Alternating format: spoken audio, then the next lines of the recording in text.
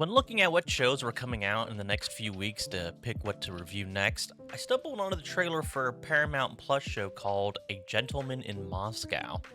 It looked like it could be interesting based on the trailer, and I do like Ian McGregor as an actor, but there were plenty of things that also made me go it could be another hit and miss. Conveniently, the first episode was already out, so I thought I would check it out and report on the first episode of this show that I've heard absolutely nobody talking about.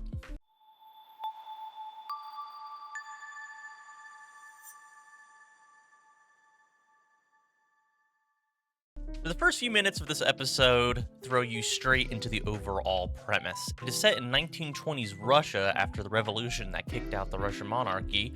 The Communist Party is still being established, and the former lords are being round up and put on trial.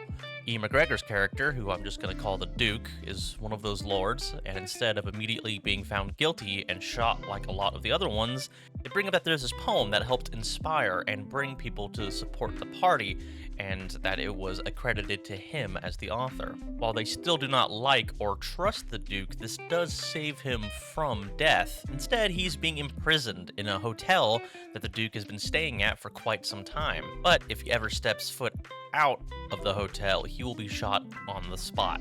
They strip the Duke of most of his worldly possessions and take him out of his comfy suite that his family has owned or used or something over many years and put him in this old, cold, and run-down service personnel room on the top floor, and that's pretty much the setup. So from this, you see the Duke trying to deal with the changes of the system in this world while still trying to behave like a gentleman. He still tries to be cordial and optimistic while the reality of this prison that he's in starts to seep in and the call to leave creeps in more and more. The Duke establishes a routine that helps keep him sane, and he is by no means a stupid man. They took his money away, but he still managed to hide some very cleverly so he can still live with some luxury and use all the amenities and advantages that the hotel has to offer. However, he still does see the hotel as the prison that it is with each passing day. Staff start to treat him differently, and he's becoming more known as the upstairs guest and less as a duke. He begins to understand what the People's Party are up to and how they're waiting for him or any other lord that's still alive to just screw up and commit a crime so they can take care of them. There is a former prince along these lines that is still alive. He is now a violin player at the same hotel. He was a good friend of the Duke back in the day, and he's in a similar situation, except he really wants to escape the hotel and Russia altogether, while the Duke, turns out, has some reasons to stay in Russia, and they have not been fully revealed yet. There is a lot about the Duke we don't know. There's more that meets the eye, because it is the first episode. You get hints of his life and things that he may have done in his past through a few vague lines of dialogue and lots of dialogue-free flashbacks. There's also this little girl that the Duke meets who is practically trapped in the hotel too because her dad is working all the time. He seems to be obsessed with the monarchy and lives of prince and more specifically princesses. So you get some idea about the Lord's life and the dukedom and everything in his past as he is talking to her about it.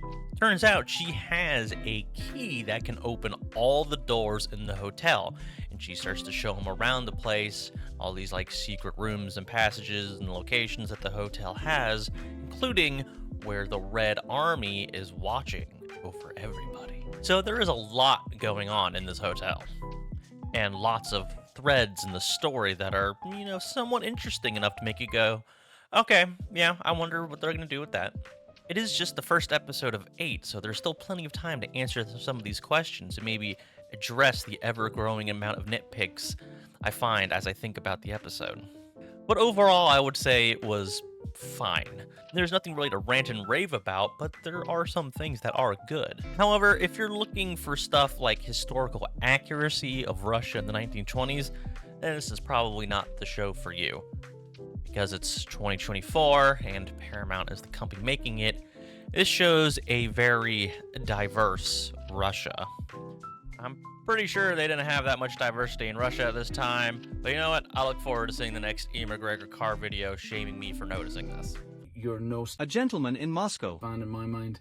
Also, you wouldn't even really know this was set in Russia unless, you read the name of the show, heard some of the names being said, or just looked at the soldier uniforms. And that was just a dumb whatever list just for me to get to the point of the fact that they do not have accents. 90% of the show is set in the hotel. Unless, you're a real fan of Russian history or architecture, nothing really screams Russia, and I don't expect it to.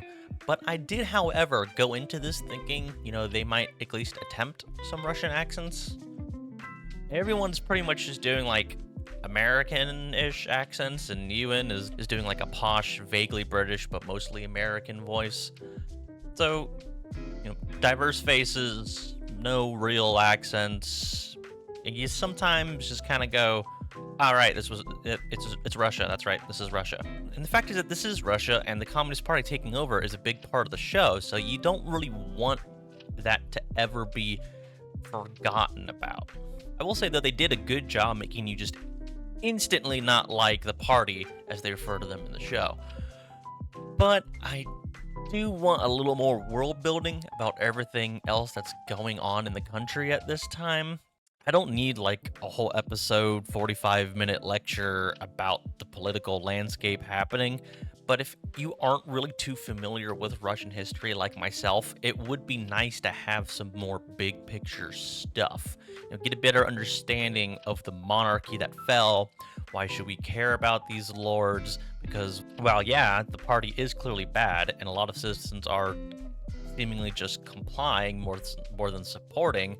I also don't really care about the Duke and the other friends, which is probably my biggest complaint of the episode. I just don't care about any of the characters. Ewan McGregor's performance was very good as the Duke. The rest of the cast ranged from, not really in it enough for me to judge, or just fine. So the performances weren't really an issue, but there was nothing really about the characters themselves that made me want to root for them or really just like them. It seems like it's just former lords going, oh man, they took our land and our stuff and our money away, poor us. They don't really go into why the revolution happened, or why it may have been justified or unjustified based from different points of view. It's just, look, hey, these guys who are taking over are bad people, and they're rounding us all up and looking for an excuse to execute us. And yeah, that's awful, and fuck communism. But also, there aren't many historical revolutions that weren't justified. So yeah, I need a little more to make me really care. Show the lords being sorry for how they treated people, or how they have regrets or something. Say it was all the Tsar making them do shit. Anything. Just give us more interesting depth to it all, other than the communists are taking it too far and killing us instead of making us ordinary citizens. There are other nitpicks to that too that aren't as big for me and could be answered in other episodes. Like, how did this girl get a key to every door? And why isn't the Duke asking about that immediately? So she is, and literally has, a key to everything. He has to be running out of money pretty soon. They said they froze all his assets in the bank vault of the hotel, and it was shown that he didn't really have that much that he hid, or he just keeps finding more hidden places. But he's gotta be running out soon, because they did not establish at all how much anything costs or what he squared away or anything. And then there's this guy. He makes a big deal about getting a haircut before the Duke, who he thinks just like cut in front of him, and he doesn't really get one. I get this was to show how everything's kind of turning to chaos, and this Duke's title really means nothing now, as well as kind of making him really consider escaping. But this guy went as far as like hold a knife to him, shout at his face about how it means nothing, he was here first, and then just walk away without getting his hair cut. Like, it's not a big deal, but still, when he left, I was like, alright, that was kind of dumb. The only thing that has me really going, okay, I might watch the second episode, is some of the questions being set up for the Duke and seeing how he'll either escape or just stay in the hotel. It is more curious how it will play out, then man, these characters are interesting and I really want to see what they do. So again, I would say the first episode is fine, and I'll probably watch the second one, but if at any point something really stupid, dumb happens, I think this is a show you could just stop watching at any time, move on to something better like Shogun, and just forget about it. Well, and without going into too deep or spoiler territory, if you liked this video, and let me know in the comments below. Do you want me to go on every episode and review each one, or was this good enough?